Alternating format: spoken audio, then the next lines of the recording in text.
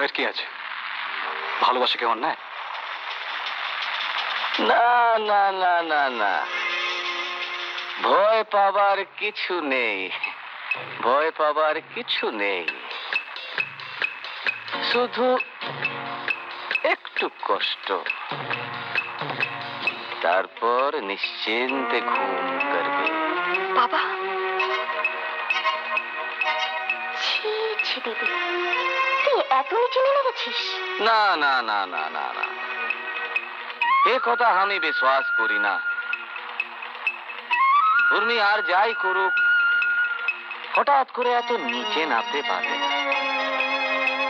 কিন্তু আমি তো ওর বাপ, ওর ভালো মন্দ তো আমাকেই দেখভাল করতে হবে।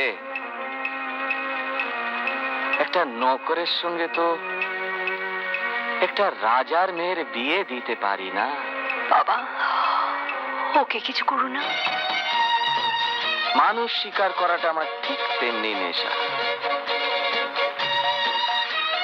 বহুদিন মানুষ শিকার করিনি, তাই আমার নেশাটা আজ মেটাতে এলাম। মারো মারো, দেখি তোমার বন্ধুকে কত গুলি আছে। মারো। কই, মারবে না? চুপ করে দাঁড়িয়ে রইলে কেন? মারো। রমি, তোর দিদিকে ওই বাঙালি বাবুর কাছ থেকে সরিয়ে দে। না, এ তুমি কি বলছো বাবা? হাজার হোক ও আমার দিদি, ওর গায়ে যদি কোনো আঘাত লাগে। হ্যাঁ, আমি জানি, আমি জানি তোর খুব কষ্ট হবে, কিন্তু আমার মেয়ের গায়ে মুখিয়া হাত লাগাবে এ তো আমি চাই না। আমার তো একটা খানদান আছে, আমি জানি, আমি জানি তোর খুব তাকত আছে। এই শালা সার্ভেয়ার! প্রমি, এ কাজ তুই করিস না। আমি নিরুপায় দিদি, তুই আমার ক্ষমা কর। খবরদার, ওকে তুমি ছেড়ে দাও। ওর গায়ে যদি একটা আঁচড় লাগে, আমি সব আগুন লাগিয়ে জ্বালিয়ে দেবো। আমি ওকে বড় ভালোবাসি প্রমি, ভালোবাসি।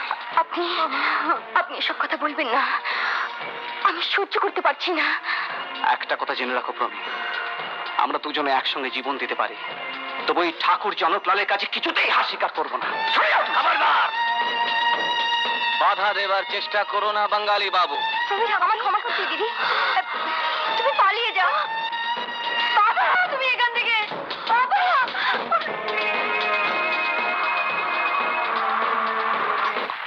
আরে আরে আরে আরে, সেদিন তোর হাতে বন্দুক ছিল আর আমার হাত ছিল খালি।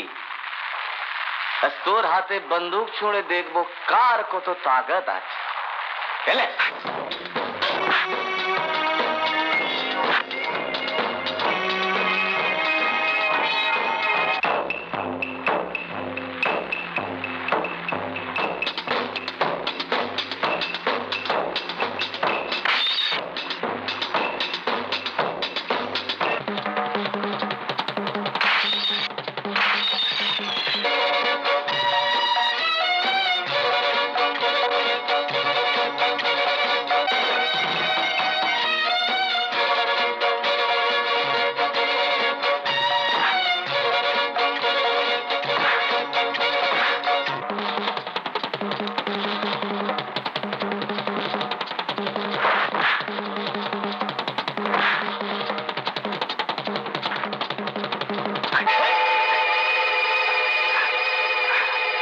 না না না, এ আমি কি করছি? আজ আমার হাতে বন্দুক আছে আর তোর হাত খালি। মহল্লার লোক আমাকে কি বলবে? বলবে ঠাকুর সাহেব ভীতু লোক আছে। আমার শরম লাগবে না? তোর সাথ 2-4 দিন বাদ ফির মুলাকাত হবে,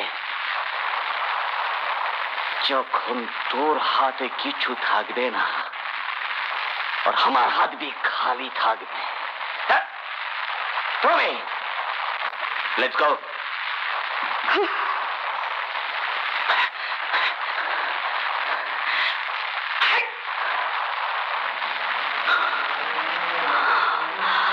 তোমার পক্ষে এখানে থাকা নিরাপদ নয়। কিন্তু চাকরি করতে গেলে আমাকে তো থাকতেই হবে। সবই বুঝি, কিন্তু আমি যে তোমায় ভীষণ ভালোবেসে ফেলেছি। তোমার জীবনটা যে এখন আমার কাছে সবচেয়ে বড়। তুমি চাকরিতে ইস্তফা দাও, তারপর কালই মায়ের সঙ্গে আলোচনা করে যা করার তাই করব। কোথায় গেছেন কিছু বলে যাননি? হ্যাঁ, আমাকে কিছু বলে যায়নি, শুধু এই কাগজটা দিয়ে বললে এটা অফিসে জমা দিয়ে দিস। তাছাড়া এইমাত্র টেলিগ্রাম এসে সাহেবের মা মারা গেছে। আমি যে এখন কি করি বুঝে উঠতে পারছি না। সব শুনে মনে হচ্ছে বিনয়ের কলকাতায় চলে যাওয়াই মঙ্গলের। কিন্তু মা, আমি তো সব কথাই তোমায় খুলে বললাম। গুরুদেবকে আমি কথা দিয়েছি, আমি এই পৃথিবী থেকে চলে যাওয়ার পর মন্দিরের দেখাশোনা, মানুষের সেবার দায়িত্ব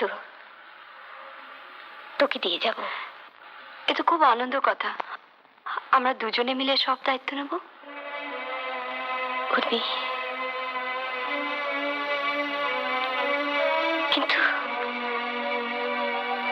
কিন্তু ভয় হয় যদি কোনোদিন তোকে বিধবার পোশাকে দেখি, তাহলে লক্ষণপুরে আর সবাই মতো ব্যক্তি স্বাধীনতা, নিজস্ব সুখ শান্তি ওই ঠাকুর জনকলালে পায়ের তলায় লুঠিয়ে দিতে হবে। তাহলে ভগবানের পুজো করো কেন? কেন মানুষের সেবা করার কথা বলো? সত্যি যদি ঈশ্বর থাকে, তাহলে কেন নিরীহ মানুষ কোনো শাস্তি পাচ্ছে? আর কেন বা ঠাকুর জনকলালের মতন লোক অত্যাচারে পরে অত্যাচার করে মাথা উঁচু করে সমাজের উপরে দাঁড়িয়ে আছে? ফেলে দাও তোমার ওই বিগ্রহ, বন্ধ করো তোমার ওই মানুষের সেবা করা। চুপ করো।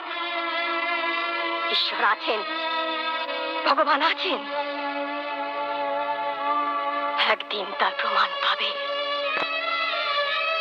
এখন আমার প্রথম কর্তব্য হলো মন্দিরের বিগ্রহের সামনে সিঁদুর পরিয়ে তোমার প্রদান করা।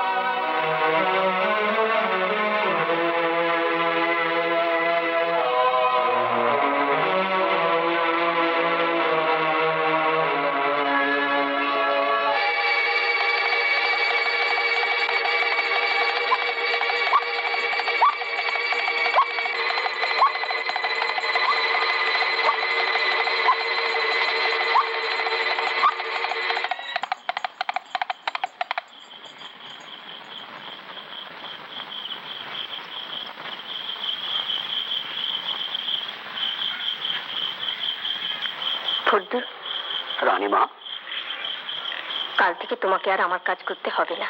কেন রানীমা? আজ থেকে আমি এখানে থাকবো। তাই লাখনপুরের যে নতুন বাংলোটা তৈরি হচ্ছে, কাল থেকে তুমি সেখানে কাজ করবে। আমি ম্যানেজারকে বলে রেখেছি, তুমি দেখা করে নিও। ধরেন, বহুত বহুত শুক্রিয়া রানীমা।